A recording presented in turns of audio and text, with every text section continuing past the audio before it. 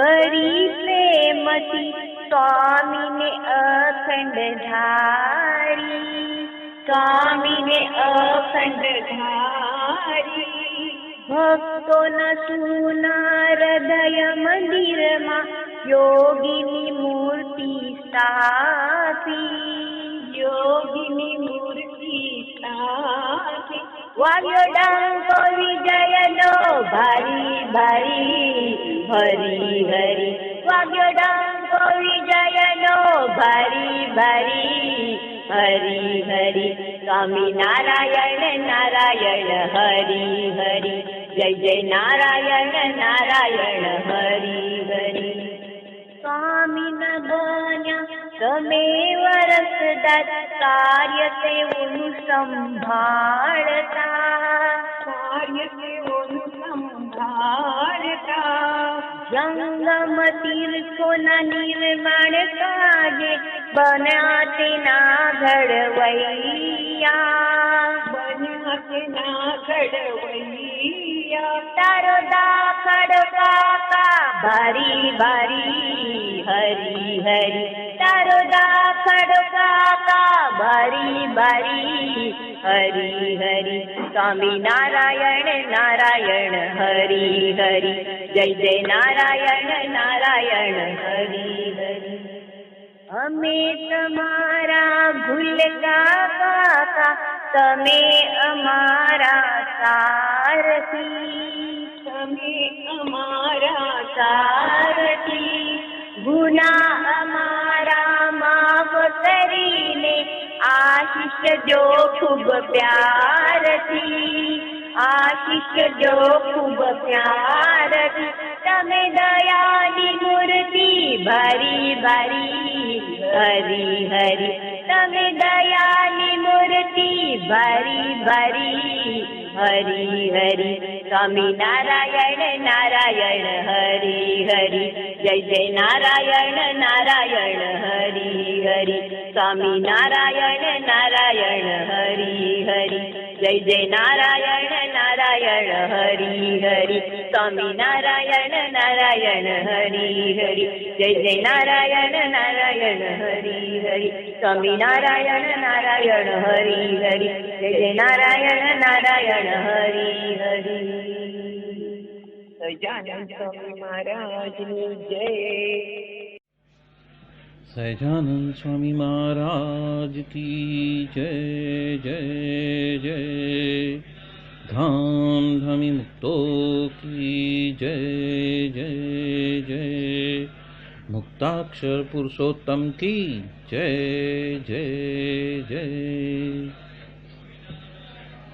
જે ઉત્પત્તિ તથા સ્થિતિ લય કરે વેદો સ્તુતિ ઉચ્ચરે, જેના રોમ સુચિદ્રમાણુ સમા બ્રહ્માંડ કોટી ફરે. માયા કાળ રવિ શશી સુરગણો આજ્ઞાન લોપી ક્ષણ, એવાક્ષરધામના અધિપતિ શ્રી સ્વામિનારાયણ. મહાધ્યાનાભ્યાસમ વિદતમજસ્ત્રમ ભગવત, પવિત્રે સંપ્રાપ્તમ સ્થિતિમતિવરેકાંતિકવૃષે.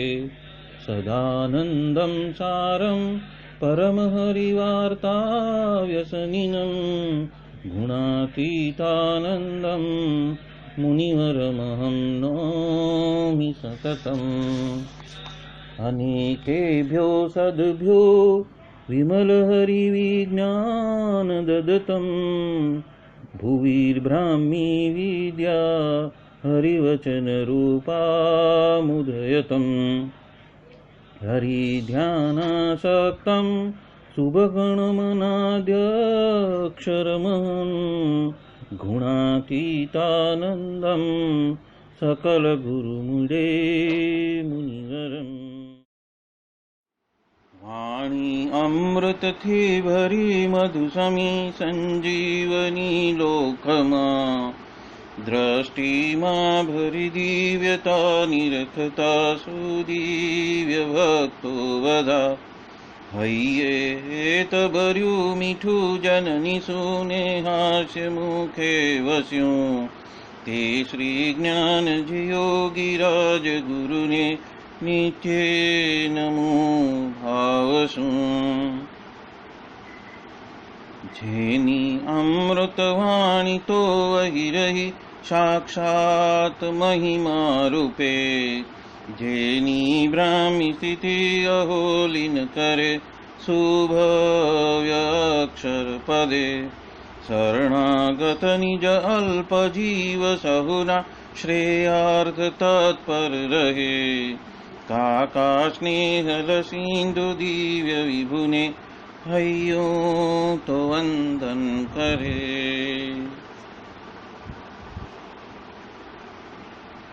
क्षिप शांत प्रशांत सागर समा साधु गुणे जे शोभता जेना दर्शन ने समागम थकी शांति सहु पामता जे छे मानस पुत्र काका जिना ने भजन मालिन रहे एवा साधक वृंदना गुरु सुरत वंदन भरत भाईने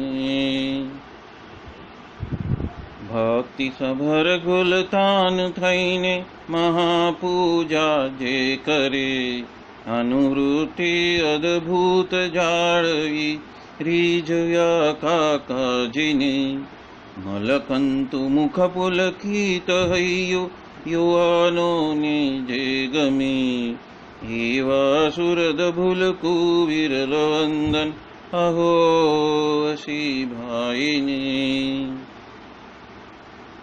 ब्रह्म रूप निज ने मानता वळी श्रीजी हइये धारता जे मस्त रही ने प्रभु भजन मा सुरद भाव धारता महिमा सभर दासत्व छल के जीवन माछे सहजता काका स्वरूप दिन कर विभु संभारवामा धन्यता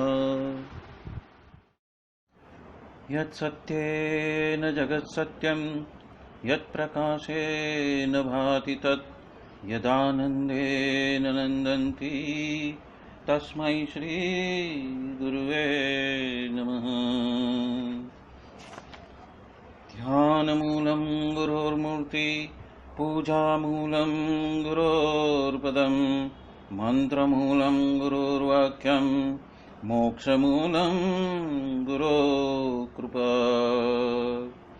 सहजानंद स्वामी महाराज की जय जय जय।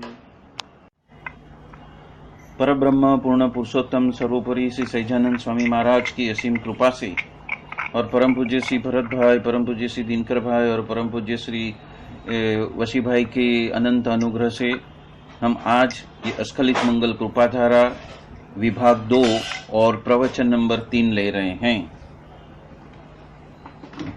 हमने लास्ट टाइम में जो रहस्य देखा था वो रहस्य काका जी महाराज ने बताया कि मुझे जो मिले हैं वो ही परम चिंतामणि हैं, यानी कि योगी जी महाराज ही स्वयं परम चिंतामणि मिले हैं और उनके वजह से मैं अक्षरधाम में ही हूँ और माया का जगत मेरे लिए है ही नहीं। और अक्षरधाम में जितना ऐश्वर्य और प्रताप के साथ में जो मुझे मिले हैं वो ही वहाँ पे विराजमान हैं। तो ये रहस्य लास्ट टाइम काका जी महाराज ने प्रवचन नंबर 2 में बताया था। तो आज फिर से शुरू करते हैं प्रवचन नंबर 3, तत्व से पहचाना यानी क्या। तो प्रवचन 3 का जो मूलभूत जो बात है, जो सेंटर पॉइंट है, वो है तत्व से पहचाना यानी क्या। सभी को अपना देह बहुत ही प्यारा होता है और उससे भी प्यारा होता है अपना मन और मन में बसी हुई घर की गई ऐसी मान्यता। नक्की किया हो फिर भी उसको पलट देता है। मान्यता कैसी होती है कि जो एक बार घर कर गई तो उसको निकालना बहुत भारी है, बहुत ही मुश्किल है। उसके लिए एक एग्जाम्पल देता हूँ। बहुत बढ़िया एग्जाम्पल देता हूं। श्री जी महाराज ने वचनामृत में, गुणातीतानंद स्वामी की बातों में ढोल पीट पीट कर कहा है कि मेरे जितने भी कुटुंबी है या तो सगे संबंधी है, वो हकीकत में मेरे कोई नहीं है।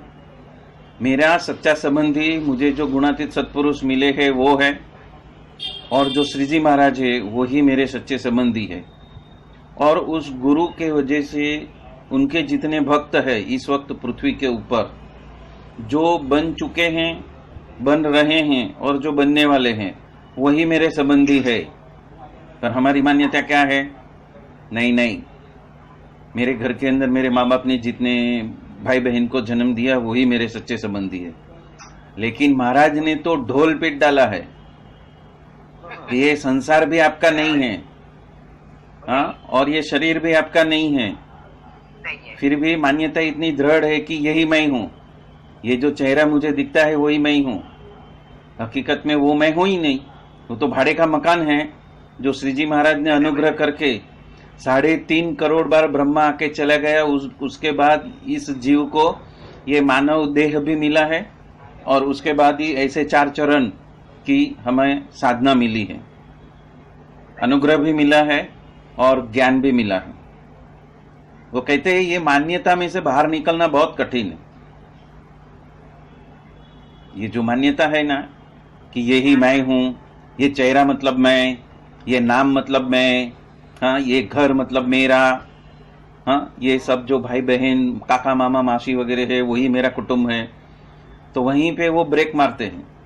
बोला ये तुम्हारी मान्यता है, तुम्हारे पिछले जन्म के माँ बाप और भाई बहन किधर है, तुम्हारे उसके अगले जन्म के माँ बाप और भाई बहन किधर है क्या वही है क्या? नहीं है, वो तो बदलने ही वाले हैं। इस पृथ्वीलोक में ये टेम्पररी अरेंजमेंट है, मतलब कि टेम्पररी उन्होंने ये व्यवस्था की हुई है कि इसी देह के वजह से और इंद्रिय अंतःकरण के वजह से मैं ये महाराज को पहचान लूं और उनका संबंधी हो जाऊं। लेकिन हम वो होने के लिए, हमारा मन जो है, हमारी मान्यता है, वो मानने के लिए तैयार है ही नहीं। अभी यही बात को सिद्ध करने के लिए मैंने एक एक्सपेरिमेंट किया था। ये तो मैं हूं नहीं, तो मैं जो ओरिजिनल हूं वो कौन हूं? मैं तो मुक्ताक्षर हूं। तो मुक्ताक्षर के चेहरे कैसे है? तो कि महाराज के जैसे ही है। तो फिर ये चेहरा को भुलाने के लिए क्या करने का? तो मैंने दाढ़ी करना बंद कर दिया। आईना जहां पे रखता था वो बाल वगैरह सब करने के लिए, वो आईना हटा दिया। तो मेरे सामने कभी कोई आईना आया नहीं 3.5 साल तक। मतलब जब मैं ये चेहरा हूं ही नहीं, तो मैं जो हूं उसे ही मुझे देखना है। तो जैसे जैसे हम अंतर्दृष्टि करेंगे और हृदय में प्रवेश करेंगे, तो जो मैं असली हूं वो दिखाई देगा। और ये गुणातीतानंद स्वामी की बातों में आया है कि यदि आपने मान लिया कि मैं ये देह, इंद्रिय और अंतःकरण नहीं हूं, और हृदय में बसे ऐसे जो भगवान की मूर्ति है, बस वो ही मैं हूं। जो मेरा आत्मा है वो गुरु है, मेरा जो आत्मा है, जो मुझे सदगुरु मिले हैं वही है, गुरु मिले हैं वही है, और उसके अंदर बसे जो महाराज की मूर्ति है वो असली मैं हूं। मैं मुक्ताक्षर पुरुषोत्तम हूं। ये ट्रैक के ऊपर चलना है, ये मान्यता के ऊपर चलना है, पर हम जुनी मान्यता को छोड़ने के लिए तैयार ही नहीं है। और एक बार 3.5 साल के बाद में वशी भाई ही मालाड के केंद्र में ही आए थे, और उन्होंने उस वक्त 3 बार कहा था, दाढ़ी निकालो, दाढ़ी निकालो, दाढ़ी निकालो। मैंने दाढ़ी बढ़ाई थी। क्यों? क्योंकि मुझे देखना ही नहीं है आईने में, क्योंकि ये तो मेरा चेहरा है ही नहीं, और जो नहीं है उसकी आड़ पंपाड़ क्या करने की? जो मेरा नहीं है तो उसका चिंतन मनन क्यों करने का? उसको तो भूलना है ना। ये मैं नहीं हूं, तो मैं कौन हूं? तो वो बात यहाँ पे कह रहे हैं काका जी। वो पॉइंट पे आ रहे हैं कि सभी को अपना देह बहुत प्यारा है, और उस देह में अपना मन बहुत प्यारा है, और मन में घर की हुई जो मान्यता कि यही मैं हूं, तो हमने कुछ और नक्की किया होगा तो उसको भी पलट देता है, तुरंत ही पलट देता है। सत्संग का जितना भी ध्यान धारणा हमने किया, जो भी धारणाएं की, वो सब धड़ाक से पलट देता है। क्यों? क्योंकि कोटि जन्म की उसकी ये जो आदत है ना, वो आदत से हमें मुक्ति पानी है। और इससे बढ़िया और कोई रास्ता उस वक्त मुझे नहीं समझ में आया था। तो मैंने वो कार्य कर दिया और उसके वजह से वसी भाई बहुत खुश हो गए थे और बोला था उसी सत्संग में, मलाड के सेंटर में जब आए थे, वो दाढ़ी दाढ़ी दाढ़ी ऐसा ऐसा ऐसा इशारा किया था हाथ से, दाढ़ी दाढ़ी दाढ़ी। मतलब कि जो उनको देना था, या तो जो मेरी धारणा थी, मान्यता और धारणा में थोड़ा ही अंतर है।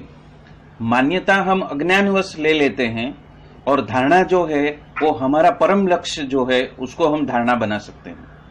तो वो दोनों फर्क है। मान्यता किसके वजह से? अज्ञान के वजह से। मेरे पास में जो अज्ञान है उसका ही सब लबाचा लोचा लेके मैंने उसका एक पड़िका बना दिया और उस पड़िका में से हर बार वो चीज निकलती रहती है। तो वो उसको साइड में रखने का है और जो धारणा है, जो मूल धारणा, जो परम लक्ष्य है, उसके ऊपर ही कार्य करना है। उसके लिए ही श्री जी महाराज ने हमें ये नव शरीर का ये जो ढांचा है, इसको ढांचा बोलते हैं, स्ट्रक्चर बोलते हैं, ये स्ट्रक्चर दिया। कल ही गुणातीतानंद स्वामी की बात में पढ़ रहा था रात को, तो उसमें श्री जी महाराज की यही बात आई कि मैंने तो आपकी कसौटी करने के लिए ही मैंने ये आपको देह दिया है, ये पंच इंद्रिय दिया है और 4 अंतःकरण दिया है, ताकि आपकी मैं कसौटी कर सकूं और उसके वजह से आपकी बुद्धि का विकास हो, आपकी बुद्धि उन्नत हो और वो सदगति को पकड़ सके। उसके लिए ही मैंने आपको मेरे जैसा शरीर दिया है। कैसा शरीर? पशु पक्षी का, हाँ, वो कीट पतंग का, या तो वनस्पति का, या तो जीवात का, ऐसा शरीर में सत्संग नहीं करवाया। उन्होंने अपने जैसा ही 2 हाथ और 2 पैर 2 आंख वाला शरीर जो है, जो आकृति है, वही आकृति का जो ढांचा है वो हमें प्रदान किया है। तो उनका मूल उद्देश्य यही है कि कसौटी वो बार बार करने वाले हैं, वो कसौटी बार बार करने वाले हैं।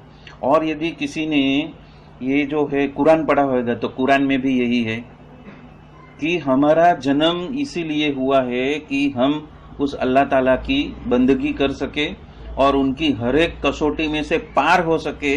इसीलिए ही ये देह अल्लाह ताला ने हमें दिया है और वो परम दयालु है, वो परम कृपालु है। तो यही बात यहाँ पे काका जी महाराज ले रहे हैं। तो आगे चलते हैं। आगे बोल रहे हैं काका जी महाराज, कर्ता हर्ता प्रभु है, तत्पश्चात सर्वोपरि, तत्पश्चात प्रगट और तत्पश्चात दिव्य। ये क्या दिया? धारणा दिया। किसके लिए धारणा दिया?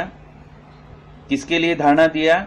वो जो जूनी मन की मान्यता है कि ये चेहरा मैं हूं, ये 2 आंखें वो मेरी है, ये आंखें ही देख रही है। हकीकत में आंखें तो यंत्र है, आंखें तो यंत्र है, देखने वाला तो आत्मा है, आत्मा ही देखता है ना।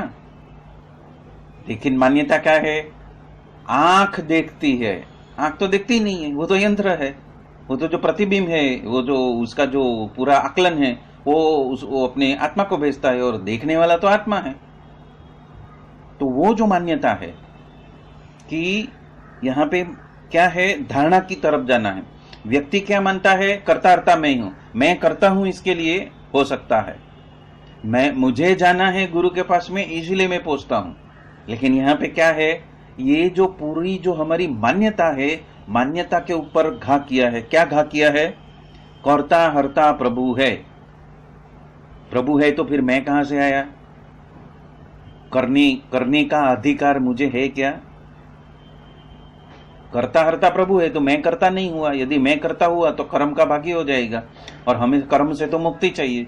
यदि कर्म से मुक्ति चाहिए तो जो अनंत जन्मों का जो अज्ञान है कि मैं करता हूं और उसके वजह से मैं भुगत रहा हूं, या तो उसके वजह से ये सारी उपलब्धि है, या तो उसके वजह से ही मुझे इतना धन संपत्ति वगैरह मिला हुआ है, तो यहाँ पे कर्ता कौन हो गया? मैं हो गया, मैंने किया इसलिए मुझे मिला।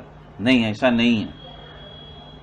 यहाँ पे जो पूरी मान्यता है उसको पलटनी है कि मैं कर्ता हर्ता नहीं हूं, पर कर्ता प्रभु है। कर्ता कौन है? प्रभु है। और तत्पश्चात वो सर्वोपरि भी है, और तत्पश्चात वो प्रगट भी है, और तत्पश्चात वो दिव्य है। तो ये 4 धारणाओं को हमें लक्ष्य बनाना है। काका जी महाराज ने क्या कहा? यदि मेरे अंदर के मैं को मार डालना है तो तेरे अंदर का जो तू है, गुरु के अंदर का जो गुरु हरि है, उसको पहचानना है। और वही करता हरता है, वही सर्वोपरि है, वही प्रगट है और वही दिव्य है। मतलब कि गुरु हरि में कभी भी मनुष्य भाव आया ही नहीं। मनुष्य भाव आया मतलब हम कर्ता बन गए। मनुष्य भाव किसने परखा? हमारी मन बुद्धि इंद्रिय अहंकार ने ये प्रगटाया ना कि मनुष्य भाव परखा ना। बाकी किसकी ताकत है कि हमारे गुरु हरि के अंदर वो हमें मनुष्य भाव दिलाए? तो वहां से मुक्त होने के लिए हमें ये धारणा लेनी है। अभी एक छोटा सा एग्जांपल देता हूं। समझो कोई एक हेलीकॉप्टर है, हेलीकॉप्टर उसको टेक ऑफ करना है, लेकिन उसका जो चार पाया है, चार दो साइड का जो उसका सपोर्ट है, और उसमें जो दो साइड में उसके जो आगे का और पीछे का जो उसका छेड़ा है, उसको यदि कुछ बहुत बड़े खिले से बांध दिया, सीमेंट कंक्रीट के ऐसे बहुत बड़े जबरदस्त बिल्डिंग के साथ में उसको बांध के रख दिया है, दो साइड ऐसे चार साइड में उसको बांध के रख दिया, और यदि वो हेलीकॉप्टर का जो पायलट है वो चाहेगा कि मैं उसको उड़ा के लेके जाऊं, वो उड़ा के लेके जा सकेगा? नहीं लेके जा सकेगा। क्यों? क्योंकि उसने जो अपना जो संपूर्ण जो बंधन है, वो बंधन में से वो मुक्त नहीं हुआ है, बंधन में से मुक्त नहीं हुआ है। समझो उसने चारों बंधन के साथ में उड़ने की कोशिश की, तो क्या होएगा? वो धड़ाम से नीचे गिरेगा ना। जितना स्पीड से ऊपर जाएगा उतना स्पीड से वो नीचे आएगा, तो एक्सीडेंट हो जाएगा। समझो चार में से किसी एक से मुक्त हो गया और तीन में अभी फंसा है, तो क्या हो जाएगा? वो पलट जाएगा। जिस साइड से छूट गया उसके दूसरे साइड में वो पलट जाएगा, वो अपना ऊंधा मुंह पड़ेगा, तो भी एक्सीडेंट ही हो गया, तो भी नुकसान है। इसी तरह से ये हमारी मान्यता भी ऐसी है। यदि हमने जो हमारे अज्ञान के वश जो मान्यताओं को पकड़ के रखा है, उसके जितने जितने हैंगर्स हमने जड़ा के रखा है हमारी बुद्धि के अंदर या तो हमारे अनुभव के अंदर, तो क्या होएगा? वो ही हमारा जो आत्मा की उन्नति का मार्ग को अवरुद्ध करता है। तो ऐसी जो मान्यता अज्ञान के वश है, यदि उसको हम तोड़ ताड़ के वहां से मुक्त नहीं होंगे, मतलब कि देह भाव से और इंद्रिय अंतःकरण की वासना विषयों से हम वहां से मुक्त नहीं होंगे, तो हमारे आत्मा का उन्नति करना नामुमकिन है। और वो मुमकिन हो सके इसके लिए उन्होंने क्या ये चार बातें बताई है। ये भी चार बातें हैं। हेलीकॉप्टर को भी चार रस्सी से बांध दिया था, जबरदस्त सांकड़ों से, लोहे की सांकड़ से बांध दिया था, तो वो टेक ऑफ नहीं करने वाला है, क्योंकि उसकी खुद की उनका लिमिटेशन है। उसने खुद ने लिमिटेशन ले लिया है। अभी उस लिमिटेशन से बाहर निकल के हमें किस में जाना है? धारणा पे जाना है। क्योंकि हम क्या कर रहे हैं? स्वरूप योग कर रहे हैं। काकाजी महाराज ने जो भी इस पंचगिनी शिविर में सिखाया है वो क्या है? स्वरूप योग है, कि हम स्वरूप योग कैसे कर पाए। तो वो चार धारणा क्या है? कि कर्ता हर्ता प्रभु है, फिर वो सर्वोपरि भी है, और फिर वो प्रगट भी है, और वो दिव्य है, मतलब सदा दिव्य है। चार स्टेज आते हैं, मतलब कि चार पायदान आते हैं। कर्ता हर्ता प्रभु ही है, तो आप दोष किसको दोगे? भगवान को दोष दोगे? जो कुछ बन रहा है, बनने वाला है, और जो आगे भी होते रहेगा, वो सब कुछ प्रभु ही कर रहे हैं। काल नहीं, कर्म नहीं, माया नहीं, प्रकृति नहीं, स्वभाव नहीं, शक्ति नहीं, कोई नहीं। अभी ये क्या है? धारणा को तोड़ने के औजार है। पहले हमको धारणा दे दी, बरोबर है। फिर क्या बताया? कि कर्ता हर्ता प्रभु को ही मानना है, तो दोष किसका दोगे? तो दोष किसका किसका हो सकता है? जो हमने अज्ञानतावश हमने पाल के रखा है, या तो जहां हम दूसरी जगह पे कहां पे सत्संग किया है, या तो जो धार्मिक पुस्तकें पढ़ी है, या तो जो भी कथा वार्ता सुनी है, उसमें क्या कहा है? उससे विपरीत यहाँ पे काका जी क्या कहते हैं? कि सब कुछ प्रभु ही कर रहे हैं, और किया भी उन्होंने ही है, कर भी वही रहे हैं, और जो भी होने वाला है वो भी प्रभु ही कर रहे हैं। तो काल नहीं, कर्म नहीं, माया नहीं, प्रकृति नहीं, स्वभाव भी नहीं, शक्ति भी नहीं, कोई नहीं। इसमें से कोई करता हरता है ही नहीं। तो कोने देश तो आप दोष किसको दोगे? वो जो भी करता होएगा वो तो आपके हित में ही होएगा, आप उनके हो कि नहीं। यहाँ पे काका जी महाराज प्रश्नार्थ कर रहे हैं, आप उनके हो कि नहीं। मैं आपका बालक हूं, मैं आपका बालक हूं, पर मैं आपका दिव्य बालक हूं।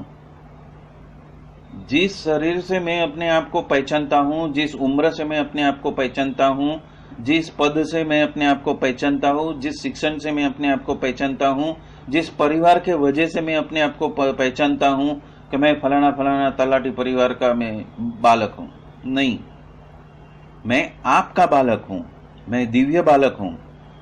मां कभी अहित करती नहीं है, आपका कचरा भी साफ करती है, आपका अज्ञान भी निकालती है, और आपको रस रूप होकर जो भी मान्यता खड़ी की हो तो उसको पिघालती भी है, वो अहंता ममता को भी निकालती है। ऐसे अनुभवी पुरुषों, अनुभूति वाले आपके पास में हाजिर है। जिस तरह से परिवार में एक माँ अपने बच्चे को संभालती है, उसी तरह ये गुणातीत परंपरा में जो भी साधु आए हैं वो आपके सामने हाजिर है और उनके पास में बहुत अनुभव है। वो प्रकाश है, वो दीवादांडी है। फिर सर्वोपरि आप उनको मानना। संत के बगैर सर्वोपरि आप नहीं मान सकोगे। मतलब संत को पहचानोगे, संत का संबंध रखोगे तो ही वो पहचान कराएंगे कि ये सर्वोपरि है। जिस तरह माता ही पहचान करवाती है कि तेरे पिता कौन है, तेरे नाना नानी कौन है, दादा दादी कौन है, जिस तरह से माँ ही पहचान करवाती है, उसी तरह से संत ही मेरे माँ बाप है, संत ही मेरे माँ बाप है। तो संत के बगैर सर्वोपरि आप नहीं मान सकोगे। तो वो पहचान कौन कराने वाला है कि ये जो पूर्ण पुरुषोत्तम सहजानंद श्री स्वामीनारायण परब्रह्म है वही हम सबके करता हरता है। तो वो सर्वोपरि की जो बात है वो संत ही हमें समझाएंगे। आपकी रीत से मानने को जाओगे, आपकी बुद्धि से करता हरता आपने माना है ना, तो बुद्धि का उतना ही उपयोग सदा दिव्य स्वरूप साकार, जैसा संसार है, जैसा जगत है और जैसी मान्यता है, और उसमें रस है, वृत्तियों को आपने पोषित किया हुआ है। एक जगत आपने खड़ा किया है, एक जगत बाहर है तो एक जगत आपने अपने मनुस्मृति में भी एक जगत खड़ा किया हुआ है। पर आप तो कुटस्थ हो, कृष्ण रूप हो, तो संत के वचन से स्वरूप को अब पहचानो। तो यहाँ पे क्या बात आई? संत को पहचानने की बात आई। सर्वोपरिपणा यदि आप मान भी लोगे और प्रगटपणा भी आप मान लोगे, और तत्पश्चात अखंड दिव्यपणा, आपने इसी के लिए यहाँ पे आए हुए हैं। मतलब कौन सी 4 धारणा पकड़नी है, वो 4 धारणा के लिए ये शिविर चल रही है। मैं और मेरा का अज्ञान के वजह से जो जो मान्यताएं हैं, या तो यहाँ पे इस पृथ्वी लोक पे कुटुंब व्यवस्था के वजह से जो जो व्यवस्था है और उसमें जो हमारी मान्यता घर कर गई है, उसमें से हमें बाहर निकल के ये 4 धारणाओं को हमें धारण करना है। प्रकट है, हम मानते हैं, एक सर्वोपरिपणु और एक अखंड दिव्यपणु, और जो भी ये करेंगे वो बहुत अच्छे के लिए ही करने वाले हैं। स्वयं की कसर टालने के लिए अलग अलग हजारों मुक्त यहाँ पे आए हुए हैं। शास्त्री जी महाराज कहते थे 2000 अवतार यहाँ पे आए हैं। कितने अवतार? 2000 अवतार यहाँ पे स्वामीनारायण भगवान के सन्मुख मानव देह धारण करके उनकी साधना को परिपूर्ण करने के लिए वो सर्वोपरि के सामने वो समर्पित होने के लिए आए हैं। और वो किसने कहा है? शास्त्री जी महाराज ने। और कितने? तो कि 2000 आए हैं। हम देह के लिए, इंद्रियों के लिए, शरीर के लिए और सगा संबंधी के लिए कितना सारा टाइम हम निकालते हैं। देखो, सत्संग के लिए हफ्ते में एक ही दिन और 2 घंटा ही, और संसार के लिए पूरा और बापा के लिए कितना, बापा के लिए कितना, और उत्साह कितना, और आपका उमंग कितना। यदि एक सर्वोपरि बात होती हो और जीव का रूढ़ा होता हो, तो ये एक समझने की बात यहाँ पे जो हो रही है, तो मफत में भी मिलती हो, पर जो उसका महिमा हो, तो बहुत मेहनत करने के पश्चात हमें मेडिकल कॉलेज में दाखिल होने के लिए हमें अवसर मिला है। तो लाओ, हम दाखिल होने के लिए 75% मार्क को लाना होगा ना। यदि मेडिकल कॉलेज में प्रवेश करना है, ये तो उस वक्त की बात है कि यहाँ पे 75% है, 75% है, लेकिन आज की तारीख में तो 90% में भी मेडिकल में प्रवेश मिलता नहीं है। ये तो मुफ्त की ब्रह्म विद्या की कॉलेज में आप दाखिल हो गए हैं। काकाजी महाराज क्या कहते हैं कि ये तो मुफ्त में ब्रह्म विद्या की कॉलेज में हम दाखिल हो चुके हैं। बापा ये हमको स्वीकार कर लिया है, आओ आओ मेरे बेटे बन जाओ, आप वारसदार बनो, गवर्नर बन जाओ, मिनिस्टर बन जाओ, और प्रभु का बेटा बन जाओ। अभी ये जो बातें हैं ना, ये बात भी एक बहुत ही महत्व की बात है कि हम दाखिल कहाँ पे हुए हैं, तो क्या ब्रह्म विद्या की कॉलेज में दाखिल हुए हैं। और कैसे दाखिल हुए हैं? मुफ्त में, 35% में। आज की माया जगत में मेडिकल कॉलेज में जाने के लिए यहाँ पे तो काकाजी महाराज 75% लिखते हैं, पर आज तो 90% में भी मेडिकल में मिलता नहीं है। वो 98 और 97 में ही एडमिशन क्लोज हो जाता है, मेडिकल का एडमिशन। और यहाँ पे क्या हुआ है? मुफ्त में हो गए। तो बापा ने हमें स्वीकार कर लिया है। तो क्या बोल रहे हैं काकाजी महाराज? मेरे बेटे बनो, वारसदार बनो, गवर्नर बनो, मिनिस्टर बनो और प्रभु के बच्चे हो जाओ। पर प्रभु को तो आप पहचानते नहीं हो। मैं आज आपको एक पहला प्रश्न मैं पूछने वाला हूं। तत्पश्चात ही शाम की कथा में हम निरूपण को आगे बढ़ाएंगे। आज खाने में, घूमने में, कपड़े में, नहाने धोने में और देह को साज सज्जा के लिए कितना समय हम निकालते हैं। इसलिए महाराज ने कहा था कि उपवास अच्छा है, झंझट ही नहीं, जल्दी से हम फ्री हो जाते हैं। उपवास करने का तो झंझट ही नहीं, जल्दी से फ्री, प्रभु की बात सुनने के लिए। अभी क्या है कि जब प्रभु अनुग्रह करते हैं तो इस तरह से अनुग्रह करते हैं कि सारा जो भंवर ऐसा हमें दिखता है कि इतना बड़ा भंवर हमारे सामने आ रहा है और उसमें लगता है कि हम शायद डूब जाएंगे। लेकिन उसी वक्त प्रभु क्या करते हैं कि हमारा ऐसा हाथ पकड़ के हमें ऐसी जगह पे लेके जाते हैं कि जहां पे उनका अनुग्रह हमारे ऊपर चल रहा है, बस रहा है, वो हमें 100% पता चलता है। और इसके लिए मुझे एक प्रसंग याद आता है कि जब मेरे मदर को हॉस्पिटलाइज करना था तो क्या होता था कि मैं अकेला पड़ गया था एक बार। तो सुबह का देखूं या रात का देखूं, कैसे देखूं, तो वो मुमकिन ही नहीं था, मम्मी को एडमिट करने का मुमकिन नहीं था। पर कभी ऐसा इमरजेंसी आ गया कि उनको आज का आज एडमिट करना पड़ेगा। हमने तो एडमिट कर दिया और उनका कुछ छोटा मोटा ऑपरेशन करने का था, वो भी हो गया। और जब उनको दाखिल किया, मतलब जो पलंग मिला, बेड मिला, तो उसके बाजू में ही एक माँ जी आए, वो भी स्वामीनारायण वाले ही आए। और उसकी बहू स्वामीनारायण को इतना इतना इतना मानती थी कि वो भजन में ही मस्त रहती थी। और उनकी जो सासू माँ जो बेड पे लेटी थी, तो वो बहू बोलती थी ये उनका 11वां ऑपरेशन है। भाई गॉड, 11वां ऑपरेशन है। और बोलते हैं ये यहाँ पे आए हैं, वो 5 हॉस्पिटल को बदल के आए हैं कि वहां पे कुछ कंट्रोल हुआ नहीं, सब केस बिगड़ रहा था, आखिर में ये 5वीं हॉस्पिटल है और यहाँ पे वो ठीक हो जाएंगे। और वो जब भी हरे कृष्ण महाराज की धुन बोलते थे तो 100% हरे कृष्ण महाराज की मूर्ति उनको भी दिखाई देती थी, मुझे भी दिखाई देती थी। बोला दोनों हाजरा हजूर। और दूसरी बात क्या है, वो जब भी वो हरे कृष्ण महाराज की धुन करे तो मम्मी को एकदम राहत हो जाती थी, मम्मी एकदम शांत हो जाती थी और उनकी रिकवरी भी फास्ट होने लगी। और तीसरी बात ये हुई कि उनकी बहू ने देखा कि सुबह और रात मैं ही हूँ, अकेला ही हूँ, तो उन्होंने वो जिम्मेदारी ले ली कि आप रात को मत आओ, रात को 12 बजे तक आप रहो और दूसरे दिन सुबह को 7 बजे आओ, आप घर में जाके आराम करो, हम लोग यहाँ पे देख लेंगे। तो मुझे ये 7 घंटे के लिए उन्होंने फ्री कर दिया, 6 घंटे के लिए, कि 12 से 7 का फिक्र आप मत करो, क्योंकि मेरी सासू के लिए मुझे जागना ही पड़ता है, तो आपकी मदर को भी मैं देख लूंगी।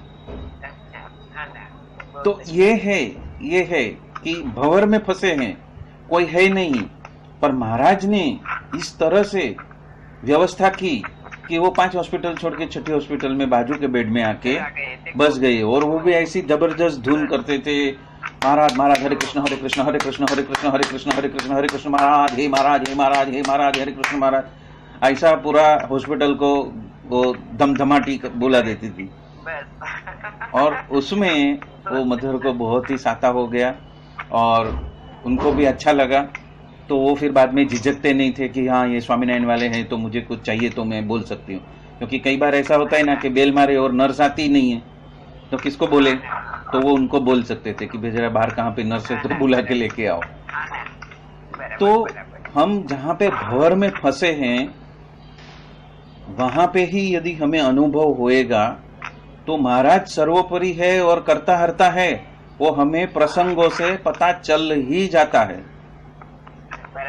चल ही जाता है। हमें हम भगवान हमारे आगे पीछे ऐसी व्यवस्था करते हैं कि हमें उस भंवर में से पार होने के लिए वो हमारा जो काल है उसको एकदम सरल बना देते हैं, हमारे प्रारब्ध को मिटा देते हैं।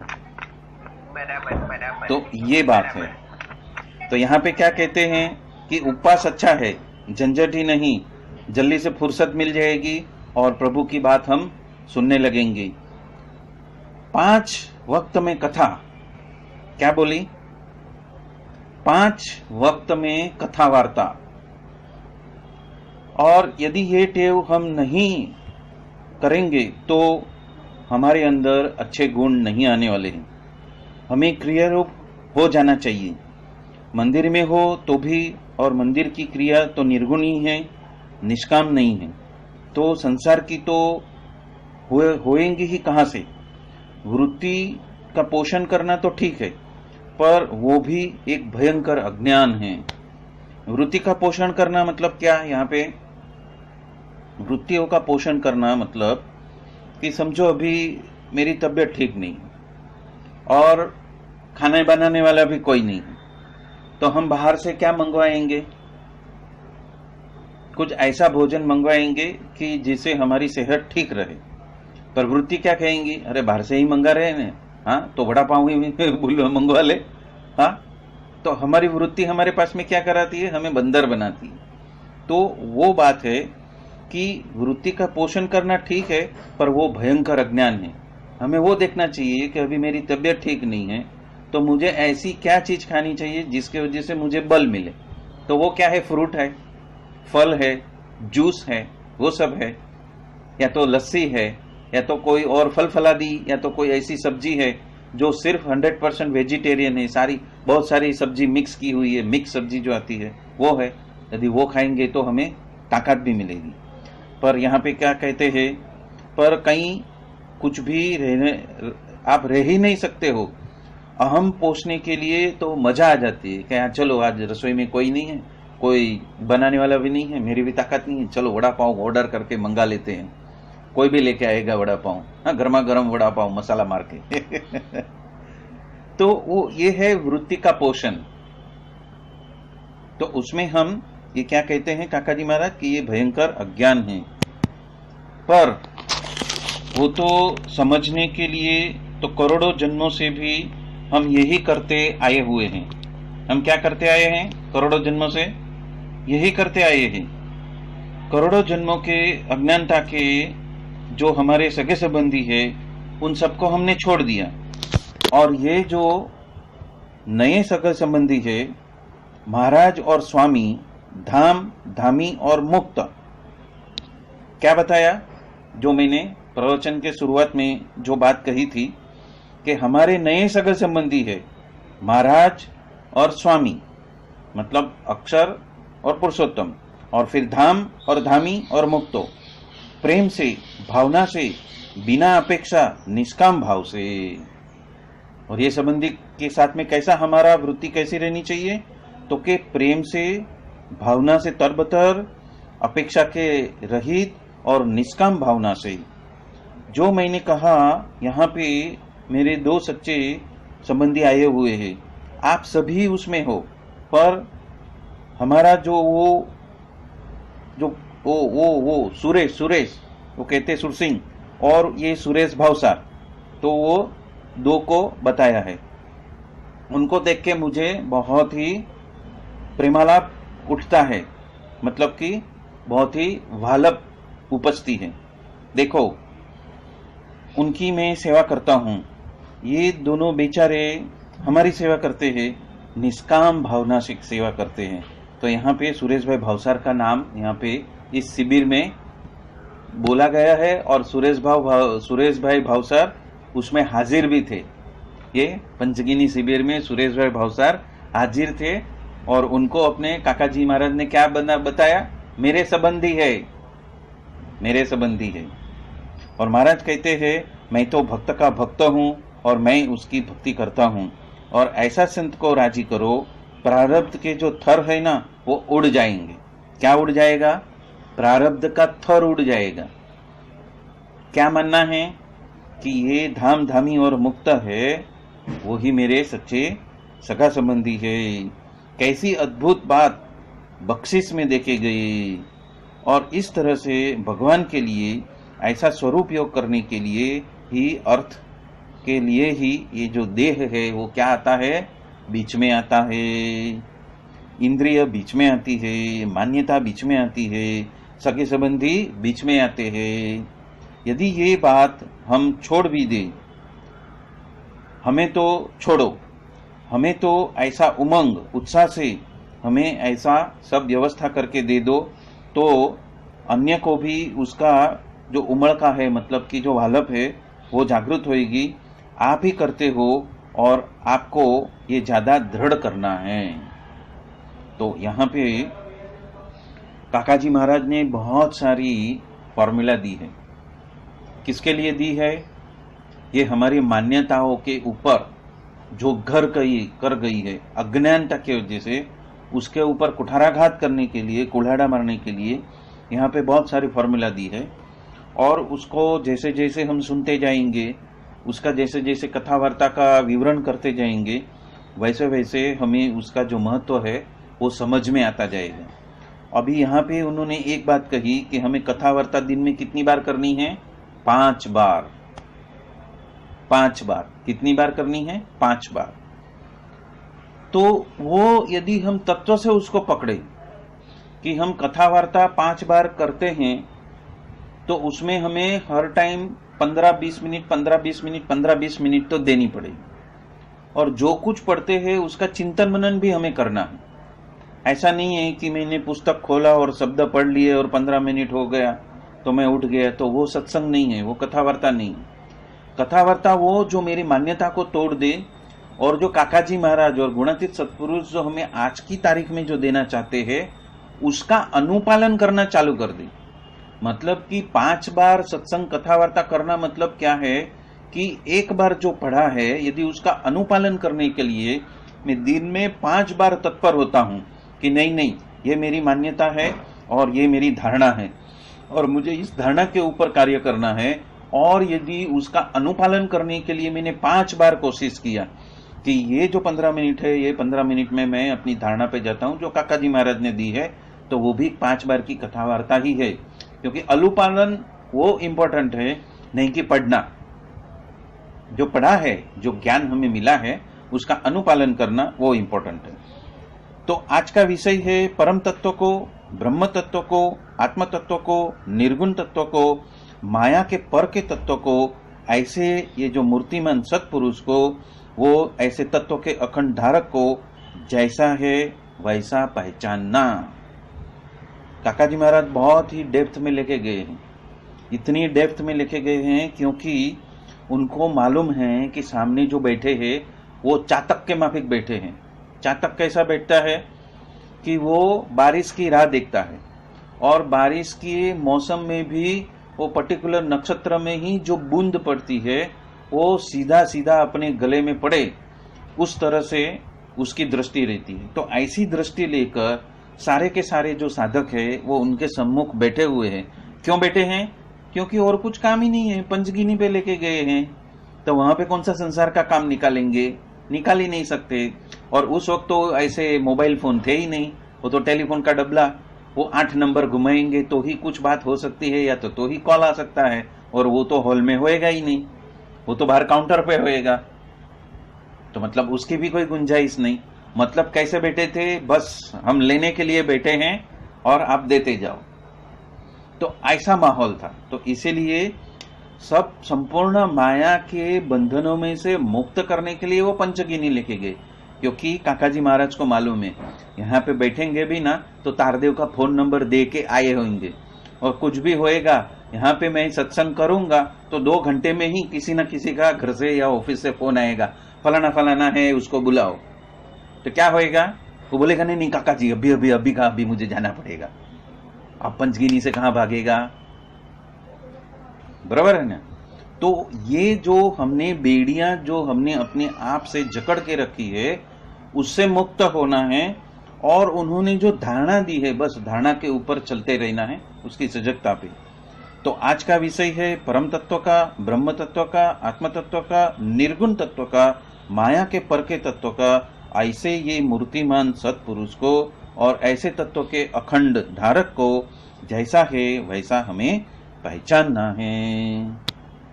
अभी जो है काकाजी महाराज हमें गहन तत्व में लेके जा रहे हैं कि यदि आपने पहचाना हो तो उनका लक्षण क्या है। अभी हम उनको सीधे सीधे तो नहीं पहचान सकते, पर उनके लक्षण से हम उसको पहचान सकते हैं।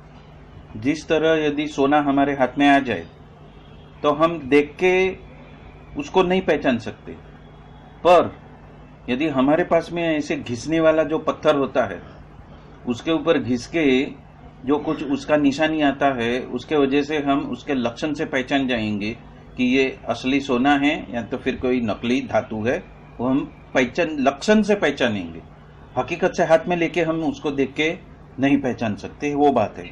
तो लक्षण से पहचानने की काकाजी महाराज यहाँ पे बात कर रहे हैं। आप मान लो कि आपने पहचान लिया है और स्वरूप की बात अन्य को अब आपको समझानी है, अन्य को। हाँ, तो पहले पहचानो। तो कैसे पहचानेंगे? क्योंकि वो स्थित प्रज्ञ है।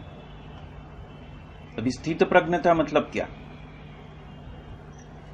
वो बहुत डीप मीनिंग है। पहचाना माने स्थित प्रज्ञ, उसका एक शब्द है, गीताकार ने कहा है, इसलिए वो मान्य होता है। अपने घर का नहीं है। भगवान को या तो संत को यथार्थ पहचाना तो उसका लक्षण क्या है? तो उसके लिए एक बहुत अच्छा फकरा जो है, पैराग्राफ है, वो दिया हुआ है वचनामृत में 2 जगह पे।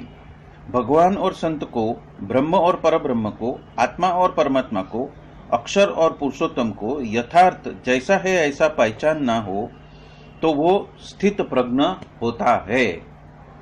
वो क्या होता है? स्थित प्रज्ञ होता है। और यह स्थित प्रज्ञक्ष का भाषा वो क्या है? वो बोलता कैसा हो, वो घूमता कैसा हो, वो खाता पीता कैसा हो, उसके अंदर क्या स्पेशल घुघरी वगैरह लेके वो घूमता हो क्या?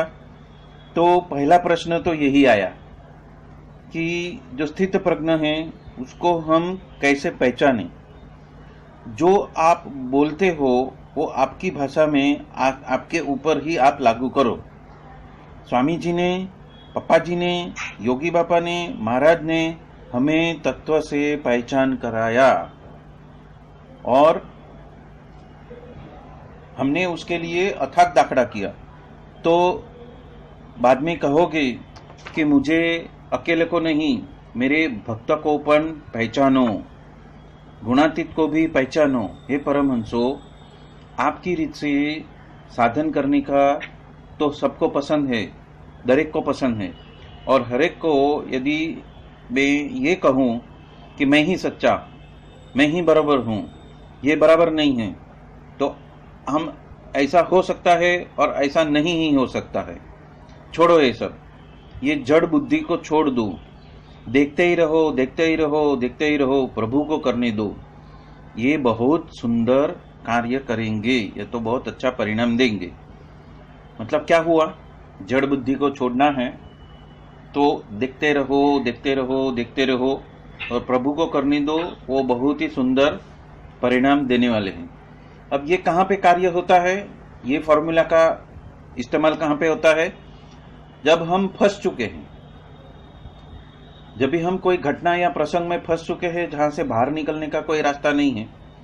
जैसे कि मेरी मदर को एडमिट करना है तो 24 घंटा को अटेंड करने वाला चाहिए, अभी मैं फंस गया, वो भी फंस गई, क्या करेंगे। तो उस वक्त सिर्फ प्रभु को पुकार करके देखते रहो कि प्रभु क्या सॉल्यूशन देते हैं। यदि पहले सॉल्यूशन लेने को जाते और बाद में एडमिट होते तो बहुत देरी हो जाती, पर यहाँ पे क्या बोलते हैं, देखते रहो, देखते रहो, देखते रहो। प्रभु को एक बार बता दिया, भरत भाई को एक बार बता दिया और हमने उनको एडमिट कर दिया, ऑपरेशन भी हो गया, ऑपरेशन से बाहर आए और एक दिन बीता, तब पता चला कि बाजू में भगवान ने पहले से ही ऐसा ही बेड मिला जहां पे बाजू में भगवान ने पहले से ही सब कुछ रेडी करके रखा है। तो हमारी जो जड़ बुद्धि है उससे हमें सॉल्यूशन मिलने वाला नहीं है, पर उसके लिए क्या फॉर्मूला है, देखते रहो, देखते रहो, देखते रहो। मतलब क्या, उसके लिए 2 फॉर्मूला है, late him see, let him work. मैं जिस तकलीफ में हूं वो तकलीफ मैंने उनको बता दी प्रार्थना करके, और उसको ये भी बता दिया कि आप ही अच्छे से अच्छा सॉल्यूशन दो और आप ही हमें सही मार्ग बताओ, सही मार्ग पे आप ही लेके जाओ। तो यदि कुछ ज्यादा सोचते थे तो जो होने वाला काम था वो नहीं होता था, लेकिन जैसी जैसी प्रेरणा मिली, जैसे जैसे आगे आगे कार्य चलते गया, वैसे वैसे वो सॉल्यूशन दिखाई देने लगा। वो पहले नहीं दिखाई देगा, जैसे जैसे आप एंटर होते जाओगे, आगे आगे चलते जाओगे, चलते जाओगे, चलते जाओगे, तो आपको सॉल्यूशन मिलते जाएगा। अभी कल ही कथा में बात आई, सामने शेर आ गया, एक बार शेर आया तो जीभ भगाई, हाँ, एक बार शेर आया तो जीभ भगाई, और दूसरी बार शेर आया तो गोपालानंद स्वामी की माला, स्वामीनारायण स्वामीनारायण स्वामीनारायण स्वामीनारायण। तो वहां पे क्या बोला था, देखते रहो, भगवान ने आपको ऐसी मुसीबत में डाला है तो वो मुसीबत से आपको कैसे निकालता है वो भी आप देखो। हम क्या करते हैं, हमारी बुद्धि लगाकर हम और परेशान होते हैं, और डर का, भय का हम खुद उसका आलोच करते हैं, और फिर उसी डर के वजह से हम ही हताहत होते हैं। तो भगवान कहते हैं निश्चिंत हो जाओ, उसको समर्पित कर दिया, अब मैं आपका बंदा हूं, अब मैं आपके शरण में हूं, मैं आपका बेटा हूं, आप संभालो। अभी उसमें 2 बात आई थी, एक कोई शांति भाई करके थे, वो तो आंख बिंद करके वो करके बैठ गए, डर के बैठ गए, और काका जी महाराज स्वामीनारायण स्वामीनारायण स्वामीनारायण स्वामीनारायण स्वामीनारायण स्वामीनारायण स्वामीनारायण, तो माला को पकड़ के, और वो काका जी को देख के उस शांति भाई को कैसा ऐसा सुरवीरता चढ़ा कि उनके पास में माला नहीं थी, फिर भी ऐसा हाथ खड़ा करके स्वामीनारायण स्वामीनारायण स्वामीनारायण स्वामीनारायण करने लगे। और कैसा चमत्कार हुआ, और चमत्कार कैसा हुआ, इसी को बोलते हैं देखते रहो, देखते रहो, देखते रहो कि वो क्या कर रहे हैं। टनल में उन्होंने ही भेजा है, यही हमारे प्रारब्ध कर्म की टनल है। ये देह मिल गया तो प्रारब्ध कर्म की टनल चालू हो गई, तो उसमें महाराज क्या करते हैं वो हमें देखते रहना है। हमारा प्रोग्राम क्या है, हम हर एक बात को हमारी दृष्टि से सुलझाना चाहते हैं, हमको हमारे तरीके से सभी सुविधा चाहिए, लेकिन उन्होंने क्या सुविधा रची है वो देखो तो सही।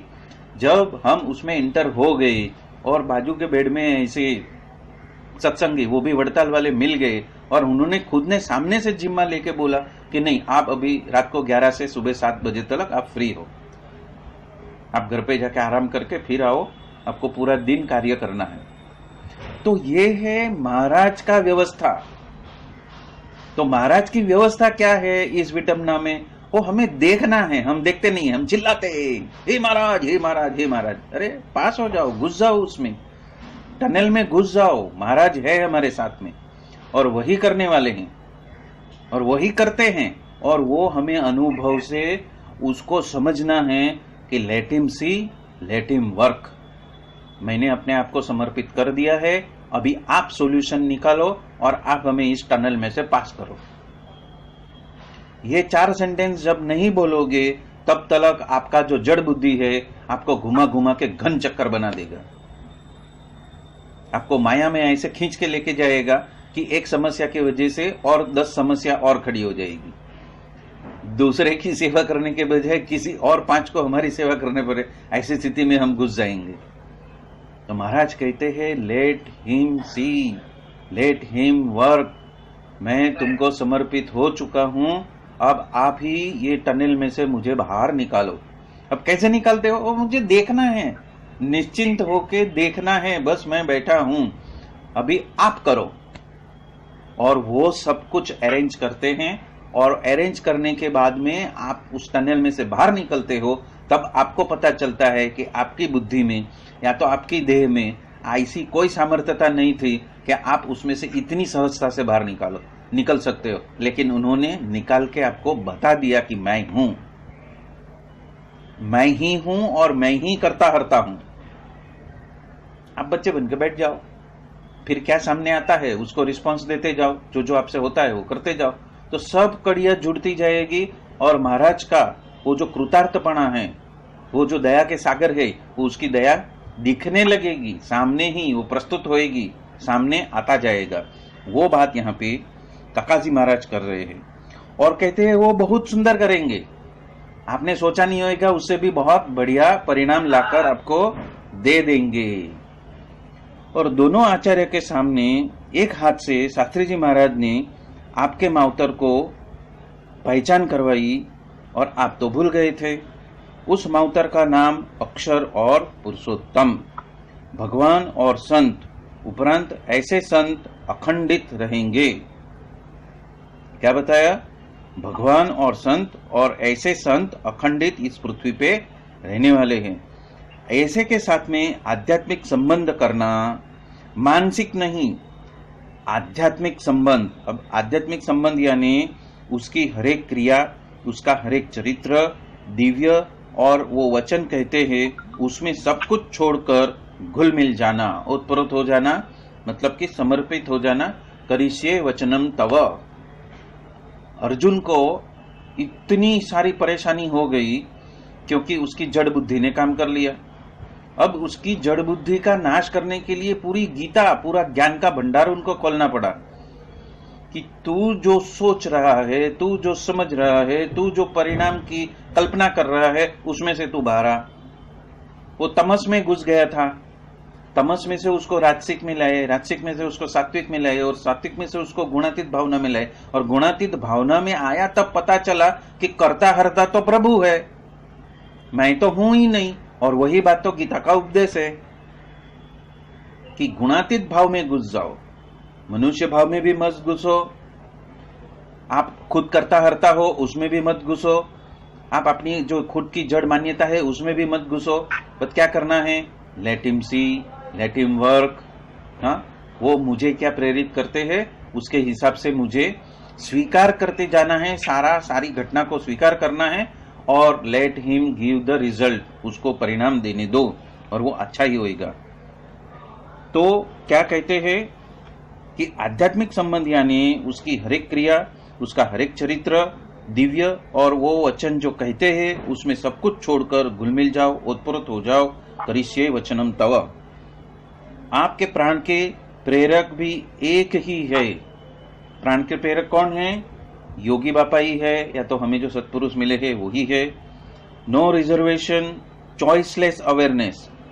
नो रिजर्वेशन और चॉइसलेस अवेयरनेस मतलब कोई भी संकल्प विकल्प नहीं, मैंने प्रार्थना कर दी है अभी वही करवाएगा। दृढ़ संकल्प। और ये दृढ़ संकल्प मैंने बचपन में देखा था। कैसे? फिल्म में देखा था।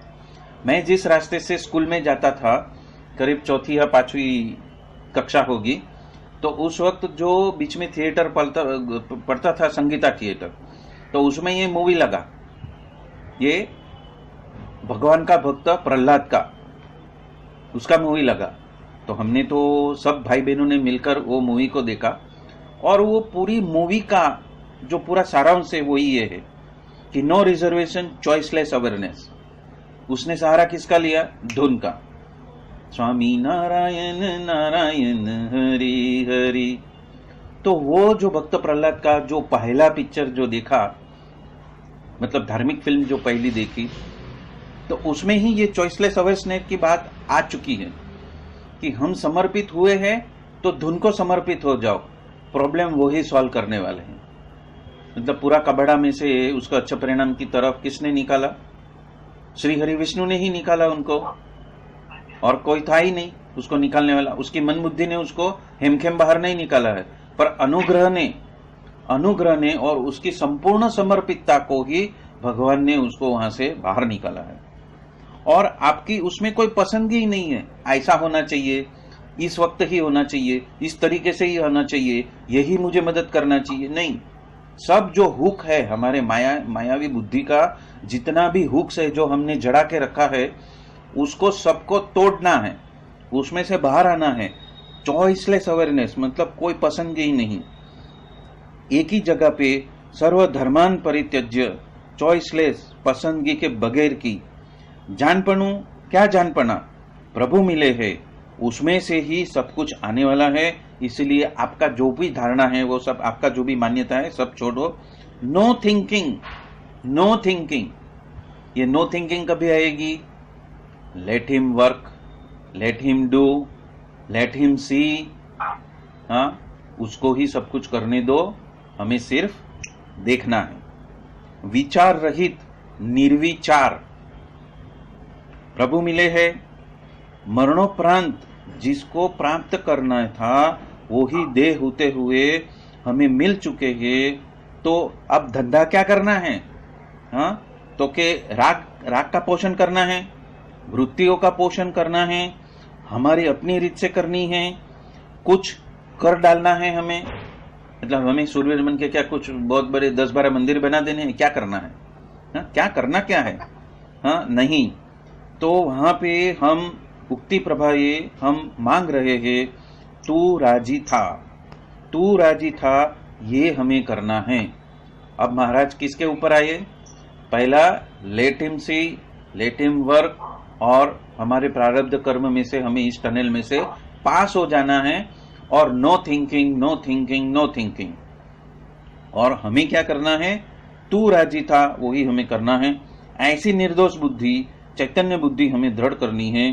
तू दिव्य तो मैं भी दिव्य, तू दिव्य है तो मैं भी दिव्य हूं। देवरूप होकर देव को भजना है। अभी यहां पे बहुत बड़ी तत्व की बात कही दी। देवरूप होकर देव को भजना है, मतलब मुझे जो गुरु हरि मिले हैं वो होकर ही मुझे उस गुरु हरि को भजना है। देवरूप होकर देव को भजना है, स्पष्ट शब्दों में कहा है। तो मेरा आत्मा ही भरत भाई है, मैं ही भरत भाई हूं, मुझे भरत भाई होकर ही भरत भाई को भजना है। अब मैं ये अतुल नहीं हूं, अब मैं ये देह नहीं हूं, अब मैं ये माया जगत से नहीं हूं। जिस जगत से भरत भाई है उसी अक्षरधाम का निवासी मैं हूं। मैं उनके वजह से अक्षरधाम में ही हूं और मैं ही भरत भाई हूं। और उसके आगे मेरे जैसे ऐसे अनेक भक्त भी भरत भाई ही है। उनके संबंध में आए हुए हरेक मुक्त भी भरत भाई ही है। तो माया का जो पडल है हमारी आंखों से निकल जाएगा और जड़ बुद्धि खत्म होने लगेगी। तो ये बात है, देव रूप होकर देव को भजना है। तो बापा ऐसे थे, कुछ समझ में आया? अभी ये जो बात है ना, उसके ऊपर बहुत चिंतन मनन की आवश्यकता है, वो इतना आसान नहीं है। मेरे सामने आया हुआ मुक्त ब्रह्म की मूर्ति बनाए, तो अक्षर ब्रह्म की मूर्ति कौन है? भरत भाई है। तो मेरे सामने कौन आया? भरत भाई ही आया ना। और हम क्या देखते हैं? चेहरा, नाम, पद, स्थान, हाँ, हम वो देखते हैं। तो यही बात यहाँ पे काकाजी महाराज पंचगिनी शिविर में ले रहे हैं कि हमें क्या करना है, what I am suppose to do. और बापा ऐसे थे, कुछ समझ में आया? गुणातीत भावना को अमर करके गए, शास्त्री जी महाराज उसको मूर्तिमान करके गए। वचनामृत वर्ताल 5 में महाराज कहते हैं, उत्तम लक्षण वाले, निर्मल अंतकरण वाले ऐसे संत को अखंडित रखते ही जाता हूं और उसको ही पहचानना है। क्या कहते हैं कि वचनामृत वर्ताल 5 में महाराज क्या कहते हैं कि उत्तम लक्षण वाले, निर्मल अंतकरण वाले ऐसे संत को अखंडित रखते जाता हूं। मतलब कि मेरी हर सांस के ऊपर मैं ही भरत भाई हूं, मैं ही भरत भाई हूं, मैं ही भरत भाई हूं करते मैं चल रहा हूं, आगे बढ़ रहा हूं। ये बात यहाँ पे कौन बता रहे हैं? श्री जी महाराज स्वयं बता रहे हैं। और ये बात करने वाले कौन हैं? ये बात करने वाले काका जी है। और वो कहते हैं कि बापा इसी तरह से जी के गए, शास्त्री जी महाराज ने वही किया, जागा भगत ने भी वही किया, और अभी आपको भी उसी तरह से आगे बढ़ना है। क्या कहते हैं? उत्तम लक्षण वाले, निर्मल अंतकरण वाले ऐसे संत को अखंडित रखकर ही मैं चल रहा हूं, और उसको पहचानना। फिर उसको पहचानना है। आपने अपने आप को तो माया के संबंध से बहुत पहचान लिया, पर अभी किसको पहचानना है? उस स्वयं को पहचानना है जो मेरा आत्मा है, उसको पहचानना है। मतलब कि भरत भाई को पहचानना है। मतलब कि उनके माध्यम से जो पूर्ण पुरुषोत्तम सहजानंद स्वामी जो इस पृथ्वी के ऊपर विचरण कर रहे हैं, उसकी पहचान आपको मिलेगी। वो बात है। और इसलिए कहते हैं कि कर्ता हर्ता मैं नहीं हूं। कर्ता वही है जो सबका अंतर्यामी है, जो सर्वोपरि है। ऐसे गुणातीत पुरुष यानी के परम एकांतिक भगत जी को पहचाना, जगा स्वामी को पहचाना, शास्त्री महाराज को तत्व से पहचाना, जोगी महाराज को तत्व से पहचाना, उसको जाना। अभी यही बात के लिए और एक एग्जाम्पल देता हूं, एक प्रसंग देता हूं। दिनकर भाई ने कभी अचानक, आज से 3 या 4 साल पहले जब कोविड नहीं था, उस वक्त वो पधारे थे दिसंबर महीने में। और तब उन्होंने चालू सभा में अचानक उन्होंने पूछ लिया कि यहां पे जितने बैठे हैं उसमें से योगी बापा को किसने देखा? तो एक का भी हाथ ऊंचा नहीं हुआ, किसी ने नहीं देखा। फिर उन्होंने पूछा काका जी महाराज को किसने देखा? तो कुछ 10-15 लोगों ने हाथ ऊंचा किया। और तत्पश्चात उन्होंने क्या बोला कि अरे आप सभी ने देखा है, काका जी महाराज को आप सभी ने देखा है, जो आपके सामने जो बैठे हैं, जो प्रकट है, उनमें ही काका जी महाराज है। यदि आपने उनको देख लिया, मतलब कि समझ लिया या तो पहचान लिया, तो यही काका जी महाराज ही है। जिस तरह वो काका जी महाराज होके वो काका जी महाराज हो गए, उसी तरह हमें भी भरत भाई को अपने आप को मानकर हमें भी भरत भाई ही हो जाना है। तो पहचाना जाएगा कि आपने पहचाना, तो कहा जाएगा कि आपने पहचाना, तत्व से पहचाना। संत की मेरा आत्मा, मतलब मैं ही भरत भाई हूं, बाकी कुछ नहीं। बाकी सब माया का एक जाल है, माया का एक ढांचा है, और वो ढांचा तो जल के भस्म होने वाला है। पंचभूत का ढांचा पंचभूत में चला जाने वाला है। जो असली है वो मैं भरत भाई ही हूं, मैं वसी भाई ही हूं, मैं दिनकर भाई ही हूं। तो ये बात जो है वो बहुत सटीक प्रश्न पूछा है कि भगत जी को पहचाना, जागा स्वामी को पहचाना, शास्त्री महाराज को तत्व से पहचाना। ये तत्व से पहचानना माने क्या? संत मेरा आत्मा, वही तत्व से आपने पहचाना। आज हमें ये 2 शब्द के ऊपर समझना है। बाकी सबका तो शाम को, और आखिरी जो लेसन है या तो आखिरी जो सिखावनी है वो कल सुबह में बहुत जल्दी। तत्व से पहचानने का जो सब्जेक्ट है, जो जैसा है ऐसा तत्व से पहचानना, और आपको यदि समझ आ जाए तो जिसको मरणोपरांत प्राप्त करना है वो इस देह होते हुए ही हमें प्राप्त हो चुके हैं। मतलब कि ये जो मेरी मायावी चक्षु जिनको देख रही है उसको ही मुझे प्राप्त करना है मरणोपरांत। बापा थे कि नहीं थे, दादू काका ने मान लिया, तो सिद्ध पुरुष और सिद्धों थी ये पर हो गए। दादू काका ने ये मान लिया तो क्या हुआ, वो सिद्ध पुरुष भी हो गए और तत्पश्चात वो सिद्धों से भी परे हो गए। जहां देखे वहां राम जी, बीजू न कासे भासे कुछ भी, मतलब कि अन्य कुछ दिखाई ही न देता है, दृष्टि में और कुछ आता ही नहीं है, जहां देखे वहां राम जी। और ऐसे जो संकल्प करते हैं वो सिद्ध होने का, वो तो उसकी खातरी है, मतलब कि उसकी निश्चिंता है, यानी कि निश्चिंता है, निर्भयता है। मैंने कहा मेरे जैसी आपको भी निश्चिंता और निर्भयता आपके पास में आ जाए। वो कैसे आएगी? मैं ही भरत भाई हूं और करता हरता पूर्ण पुरुषोत्तम सहजानंद स्वामी है, तो अभी मेरी जड़ बुद्धि इंद्रिय अंतःकरण का इस्तेमाल मैं क्यों करता हूं? जब भी ऐसे संकल्प विकल्प उठते हैं, let him see, let him work, let him see, let him work, let him give the result.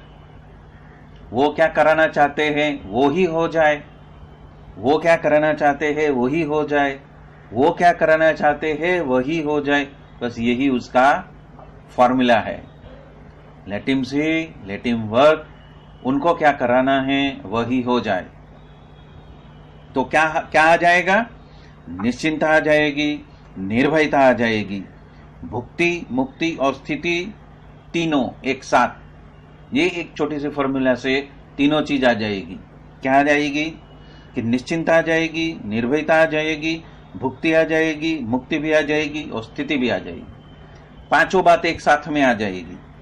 और जितनी मन की मान्यता बीच में आप लाएंगे कि मैं समझ गया हूं और इस रीत से समझता हूं तो ही बराबर है, हमें ऐसा करना चाहिए और ऐसा करना चाहिए, छोड़ो, आप एक जोड़ करके जीने लगो, शुरू करो। मतलब कि अपने भक्त के साथ में किसी की एक जोड़ बना लो, मित्रता कर लो, शुरू करो आज से, इसी वक्त से। एक आनंद आ जाएगा, एक रहस्य समझ में आ जाएगा, आश्चर्यकारक घटना होने लगेगी। 24 घंटे मेरा लाभ ले लो। 24 घंटे किसका लाभ लेना है? अनंत आनंद के सागर का लाभ लेना है। आपके रोम रोम के अंदर, अणु अणु के अंदर जब वो भरत भाई प्रकटेंगे, जब वो वसी भाई प्रकटेंगे, तो उनका जो आनंद का जो सागर है, वो सागर आपके अंदर से झूमने लगेगा और आप जहां पे जाओगे वहां पे सबको उस आनंद की अनुभूति होने लगेगी। और तो और आप जहां पे जाओगे वहां पे सबको अंतर में शांति हो जाएगी। क्यों? क्योंकि अभी आप हो ही नहीं, अभी आप वशी भाई हो, अभी आप भरत भाई हो। तो वो जहां पे भी जाएंगे तो वहां पे आनंद आनंद और आनंद ही है, शांति शांति और शांति ही है। फिर आपको कुछ नहीं करना है, फिर भगवान को ही सब कुछ करना है और वो ही देखना है। Late him see, let him work. और 24 घंटे ही मेरा ही लाभ लेता हो। एक न्यूक्लियस तैयार हो चुकी है, एक निहारिका तैयार हो जाए। ये धूमकेतु यानी एक तारा नहीं, तारा का जो झुमका है वो तैयार हो जाए। ऐसा एकांतिकों का झुमका यानी अक्षरधाम। मतलब वो क्या कहते हैं, आप दो दो की जोड़ बनाओ और ऐसे दो दो की जोड़ बनकर जो एक झुमका तैयार हो जाएगा, एक झुंड, एक ग्रुप तैयार हो जाएगा, वो सब एकांतिक का एक झुमका, और वही क्या हो जाएगा? वही अक्षरधाम हो जाएगा। हमारा आज का विषय है भगवान और संत को तत्व से ही जैसा है वैसा यथार्थ रूप में पहचानना यानी क्या। क्या बता रहे हैं कि भगवान और संत को तत्व से जैसा है वैसा यथार्थ पहचानना यानी क्या। तो आज ही यहाँ पे हम हमारा सत्संग यहाँ ही संपन्न करते हैं। आज समय भी बहुत हो चुका है, 6:40 होने को आई है, ज्यादा समय ले लिया है आज हमने। तो इसी के साथ में हम आज का ये सत्संग हम संपन्न करते हैं। बोलो सहजानंद स्वामी महाराज की जय जय जय। धाम धामी मुक्तो की जय जय जय। सर्व गुणातीत सत्पुरुषों की जय जय जय। मुक्त अक्षर पुरुषोत्तम की जय जय जय। आप सभी को जय स्वामीनारायण। अभी अगला जो इसके आगे का जो वीडियो था हमारा सत्संग था प्रवचन 2 का, प्रकरण 2 का, प्रवचन नंबर 2 का, वो अपलोड कर दिया है। तो उसको आपको समय मिले तो आप सुन लेना और उसके ऊपर भी चिंतन मनन करना। और इसको भी जल्दी से जल्दी मैं अपलोड करने के लिए कोशिश करूंगा और जैसे ही अपलोड हो जाएगा मैं आपको भेजूंगा। तो ये पंचगिनी शिविर ऐसी शिविर है जहाँ पे काकाजी महाराज हमें बहुत ही ऐसी फाइनर ट्यूनिंग में लेके गए हैं, बहुत ही बारीकाई में लेके गए, गहराई में लेके गए हैं। और उस गहराई का यदि एक मुद्दा भी हमने पकड़ लिया तो उसका परिणाम मिलेगा। हमारा संपूर्ण अस्तित्व में वो जो आनंद का जो सागर है वो थनगनाहट कर रहा है, वो धीरे धीरे आपको प्रतीति में आते जाएगा। जरूरी नहीं है कि मैं कहता हूं तो आएगा, ये काका जी का अनुग्रह है और इसका अनुभूति बहुत लोगों को हुआ है। बहुत भक्तों को मैंने देखा है कि वो ऐसे आनंद के सागर में झूमते हैं और वो झूमते हुए वो भरत भाई वशी भाई के सामने नतमस्तक होकर हाथ जोड़कर खड़े रहते हैं, करिष्ये वचनम तव। तो वो स्थिति हम सबकी हो जाए और ऐसा लाभान्वित हम, ऐसा बहुत बड़ा लाभ हम सबको प्राप्त होए, ऐसी प्रभु के चरणों में प्रार्थना। बोलो सहजानंद स्वामी महाराज की जय जय जय। Swami